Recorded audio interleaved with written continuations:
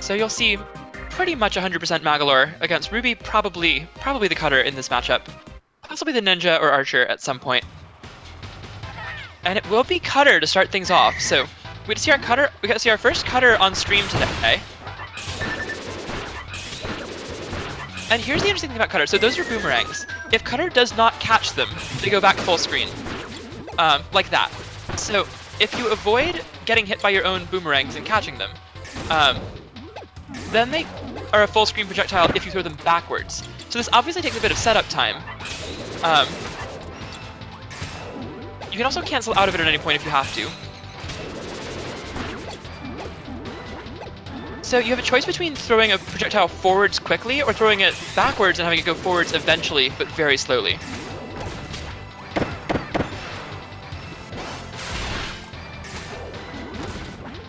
I like Ninja's game plan so far. He's doing a good job just staying patient, using a lot of these second charge fireballs.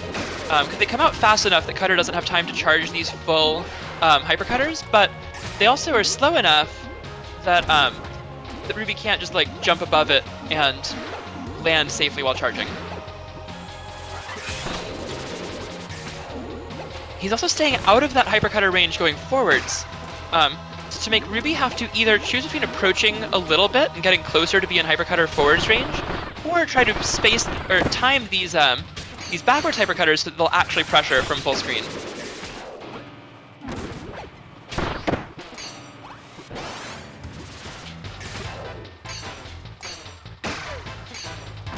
Ruby changing up their game plan now, just trying to power shield everything. What's power shielding it do? Nothing really. Does it do anything? It provides them no real benefit. It means you don't lose your shield health, but it doesn't reflect it back or anything.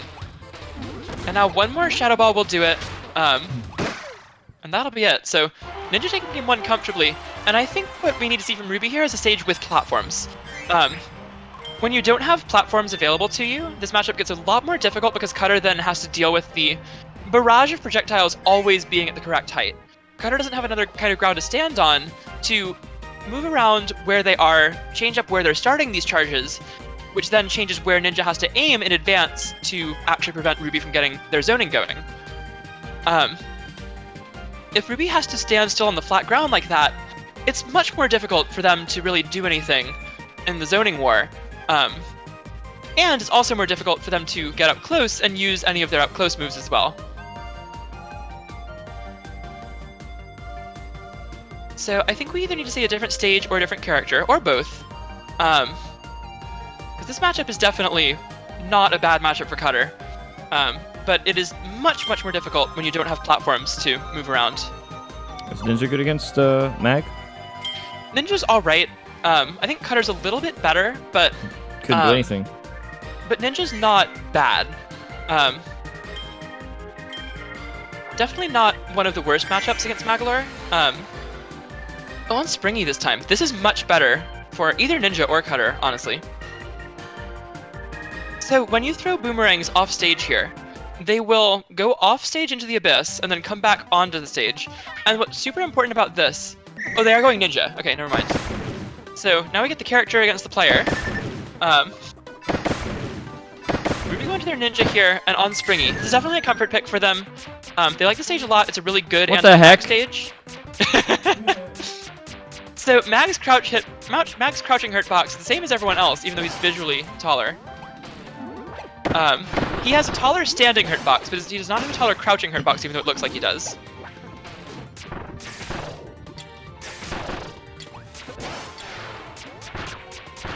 So this is why Ninja, one of the reasons Ninja does okay in this matchup, Ninja wins the zoning war decently well.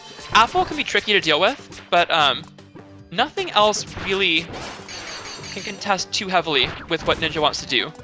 Kunai are very strong. Kunai are very strong in this matchup. They beat out Uncharged Shadow Ball, and you can usually get one or two of them out between hits if the Magolor is doing full charge or half charge Shadow Balls. This doesn't look great.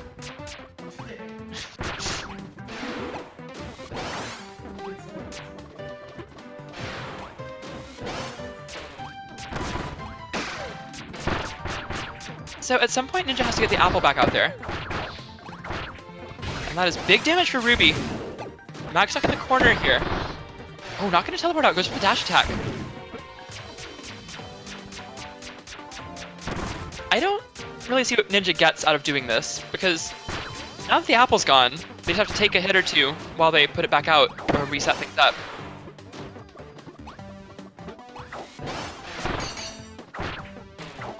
Okay, good shock right there.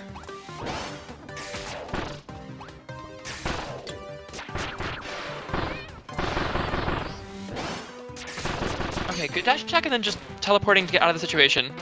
Not really wanting to do the close quarters battle against Ninja.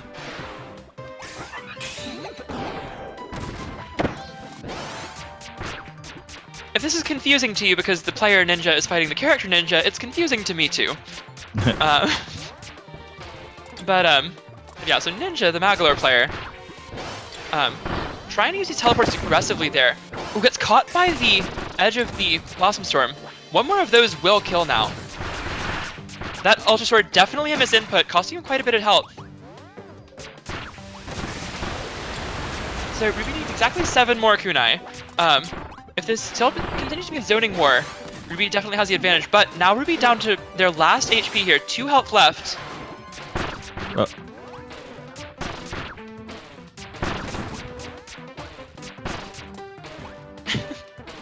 Very tight situation here. Oh, Ninja throws the apple the wrong way. One more kunai will do it, and that is it. So Ruby makes the comeback there and takes it with Ninja. I feel like that was a choke, kind of. Definitely, that really all started from the Ultra Sword misinput. That Ultra Sword, so the Ultra Sword input is charge down and then up B. If you do that, if you are trying to set off an apple and then change your mind and decide to spikes, you will often accidentally get an Ultra Sword.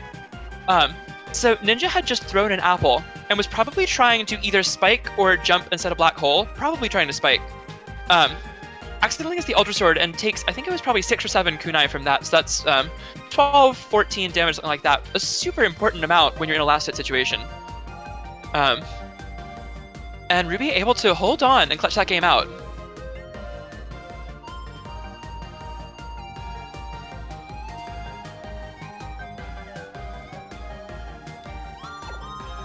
So I wonder if we'll see the Ninja pick still, or if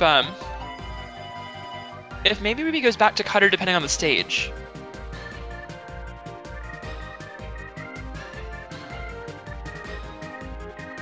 Ninja's not gonna switch.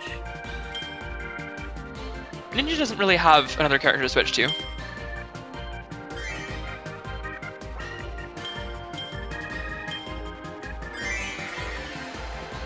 Alright, so the pick is Gardens now.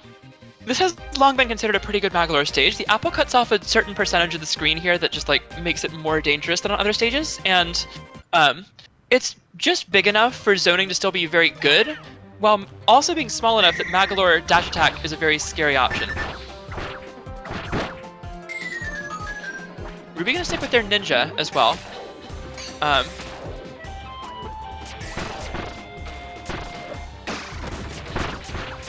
Misinput grab there. Ruby just missed spacing that.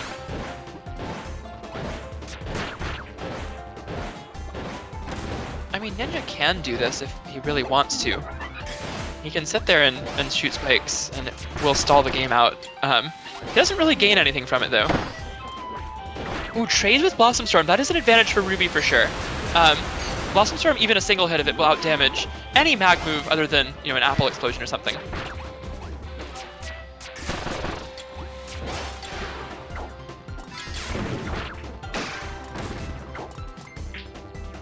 Good mix up with Blossom Storm. Good command grab again. Ruby taking the lead, not by too much, but definitely a sizable advantage now. Good command grab again.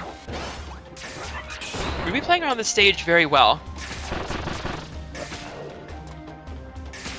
Those grabs are definitely just misinputs of them trying to drop shield and kunai too soon, because shield and attack does give you grab the same way it does in Smash. So Ruby's sitting with about a 55 health lead right now. Ooh, good direction of that Shadow Ball. You do have full control over Shadow Ball movement as it's out there.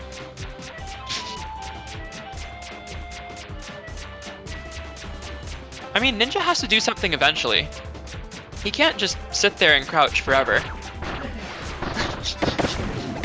Alright, good Blossom Storm there, and Ruby in now a huge lead, almost 100 health. Ooh, just missing a command grab input, getting a spot dodge instead, but still a very sizable edge for Ruby, even with Ninja getting some of that lead back. The Apple's out of position now. That's a much more dangerous Apple. Ruby's gonna have to escape this corner. Good timing on that spot dodge to get away from any danger.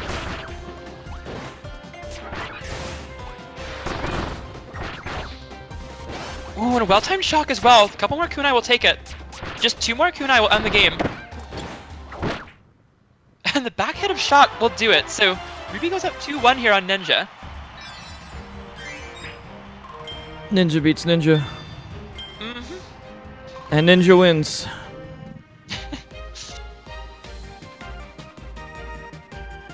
So Ninja11 going down 2-1 here against Ruby. Oh, sorry, Ninja loses. Ninja also loses. Ruby wins with Ninja. Ninja loses with Magolor. So Ruby probably going to stick to their Ninja for now. It's working out quite well right now. Ninja wins with Ruby. And that's the next stage. Put Ruby in the game as DLC.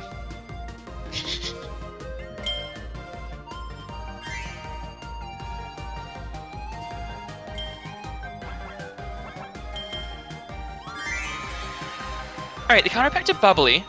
I don't mind this pick, although so far it has been Ruby winning the zoning game, and Ninja getting most of his damage from teleport reads, teleport dash attacks going in when he gets up close. So we'll see if this works out for Ninja. I do feel like this is not a bad stage for the way that Ruby plays the game.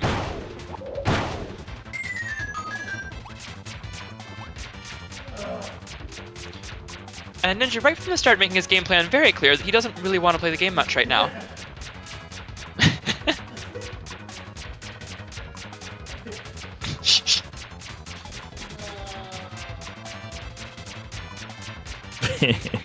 It's on Ninja11 to do something here. He has to do something eventually.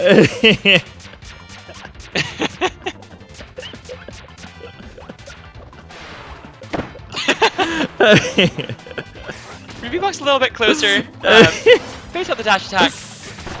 Hey, whatever works. But yeah, you cannot just sit there forever and crouch. That is stalling. Now Ninja getting some damage. See, this is what he's trying to do. And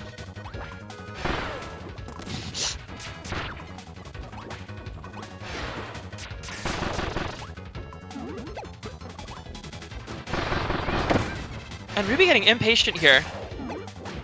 And they're gonna lose every time if they run in that close. Oh, teleports, but not out of Blossom Storm range. So Ruby able to get some damage back, but this is a big lead for Ninja now.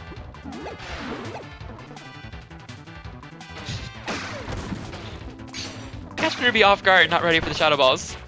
I think Ruby wanted to be in his eyes closed animation on the platform.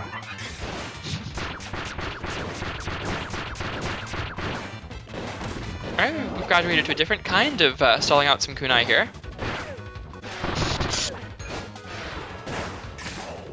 Interesting thing about Ninja Counter, you can actually hold the input to keep the counter hitbox from coming out yet and put it out later. This is almost never beneficial. It almost always just makes your counter miss.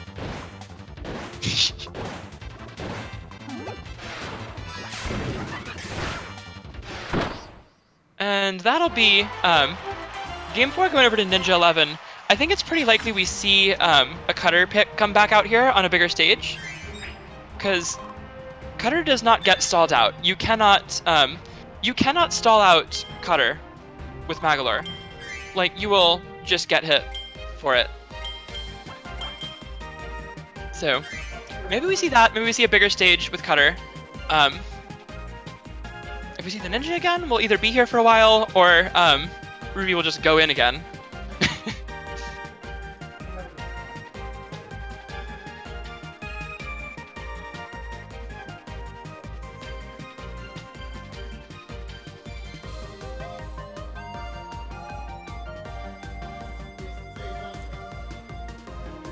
And Ninja wins. Oh wait, no, and Ninja. Oh, he lost. I forget. Did he win or lose? Ninja the player won. Yes. Ninja taking game 4. It's 2-2 now. And yeah, I'm expecting Ruby to go back to the cutter, just on a different stage, because they definitely can win that matchup and have won it before multiple times, but not on a flat stage. So that's what I would like to see here from Ruby, either Jam Bastion, Bubbly, or Springy with the cutter.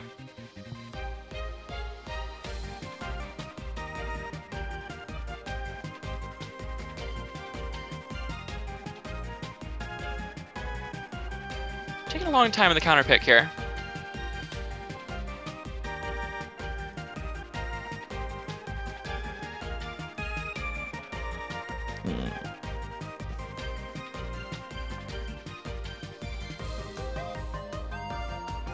I'm about to add a DQ timer if they take to him. Because I have an event to run on a certain schedule. I don't really know what could be being discussed at this point. Banning is a pretty straightforward process.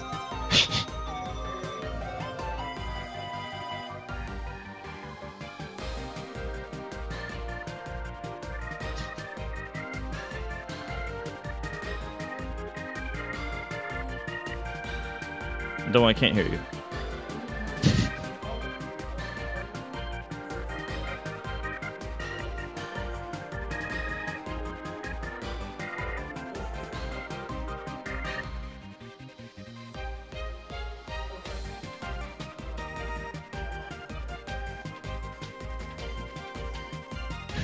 Well, we have a break here. Looking at who else we have still in bracket, our next matchup will probably be Pizza Time and Doug Sauce. That'll be winners finals. So you get a couple of grapplers battling it out there, most likely. Fully expect to see the Pizza Time Beetle against Wrestler. The winner of this will play Zet, which definitely would be in Ninja's favor if he's able to win this. If Ruby takes it, I'm not sure Ruby and Zet have played. Let me see if I can find if they've played before.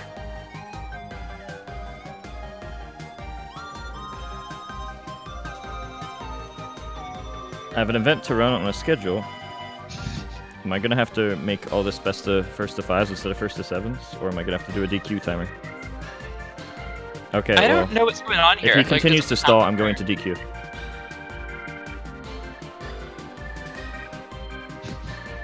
And that's all there is to it.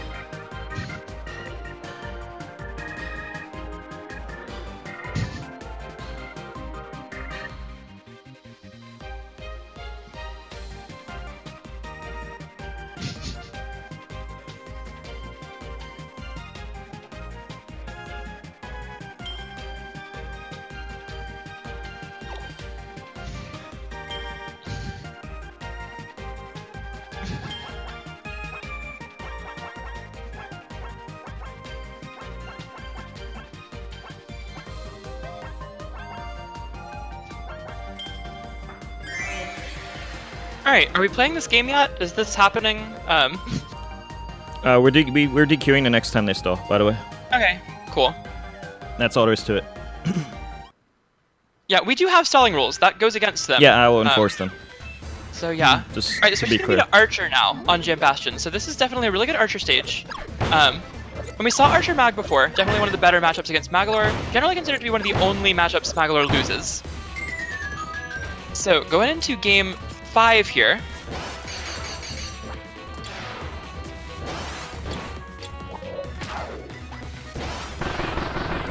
And Ninja has to go more aggressive with this matchup anyway, so he certainly will be.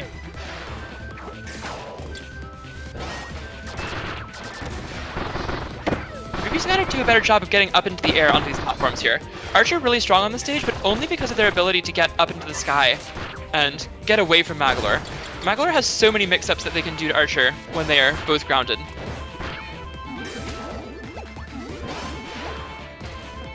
I am surprised by the Archer pick on this stage. Cutter is so good on this stage. I would have thought we would see that if this was the counter pick.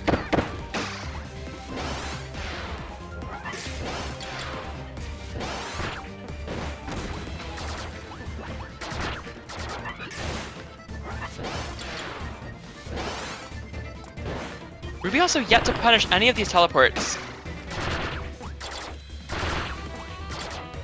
Now keeping Ninja in the corner for a bit, but might be too little too late. Ruby down on 9 health. And the apple will take it, so Ninja goes on to set point.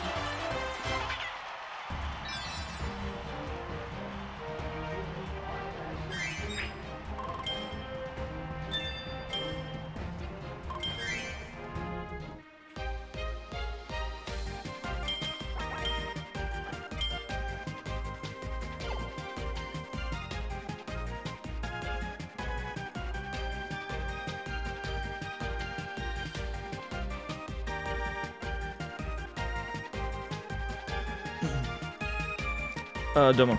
Alright. Can we play some of the stats on stream and some of them off stream? Because otherwise we're... Then can we reduce them to first to fives because we're going to be behind schedule? We could probably have loser semis be off stream. Can we do that, please? Because we're going to be way behind have schedule. Winners finals on after this and have loser semis run off stream. That'll be a long set anyway. You think we can do that, please?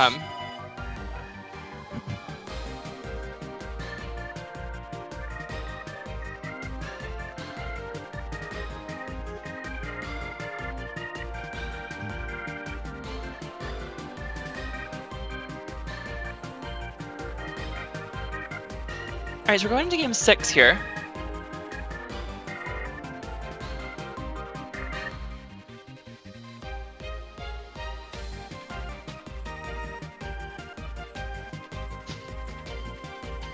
Our next set will be about as long as 2 of these games. It'll be 2 grapplers fighting each other.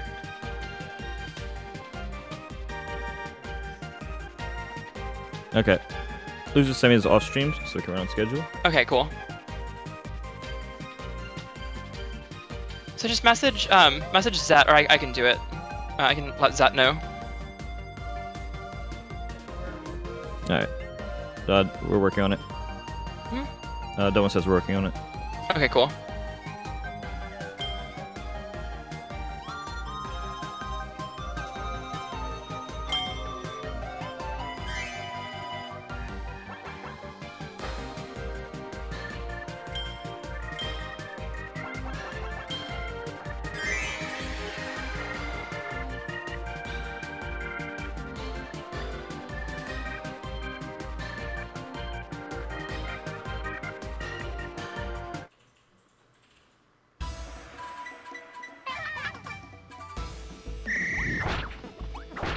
Alright, so back to the Ninja and the Magolor here.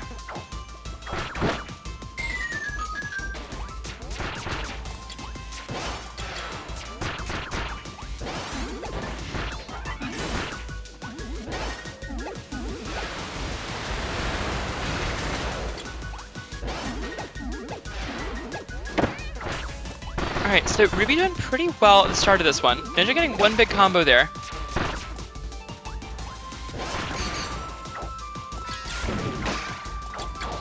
Shadow Ball out of shield. That is actually Magolor's fastest option, is the Shadow Ball out of shield. Frame 10 it comes out. That's not very fast. It is not. Magolor not a great character when he's being pressured. Really just has to teleport out of there. And if he can't do that, he's in some trouble. I thought he had a frame 1 teleport. Well, you have to be in the air for that. You can't do it on the ground. Why not jump teleport? Right, so that's what you have to do. How fast is that? But he's not a character who can like fight his way out of situations. He's got to leave. So if he did jump teleport, how fast is that then? As fast as you can do it, really. No, it's like frame 2? It can be as fast as frame 2 or 3, but realistically more like 5 or 6. That might be your best option in a lot of time. It is most of the time, yeah. The full charge spikes coming out there.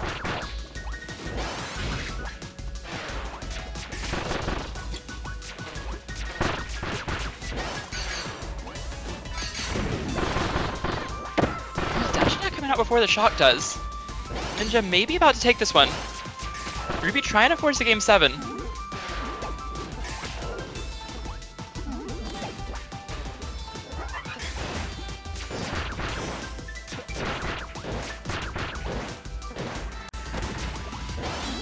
So one thing's down a bit here. If Ninja gets one more dash attack combo, it'll probably kill. Going for it right there. Ruby trying to read the teleport out, not quite gonna get it. So So Ninja back behind the apple, but one more conversion from Ruby may be able to take this as well.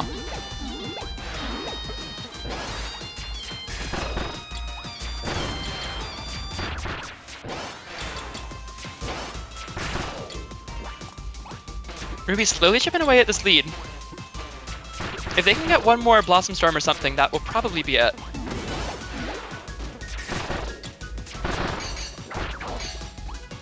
Ooh, the dual shock doesn't quite work. But just a couple more kunai will take it. And the grab should do it and Ninja will move on. And Ninja wins. So Ninja does manage to come back and finish that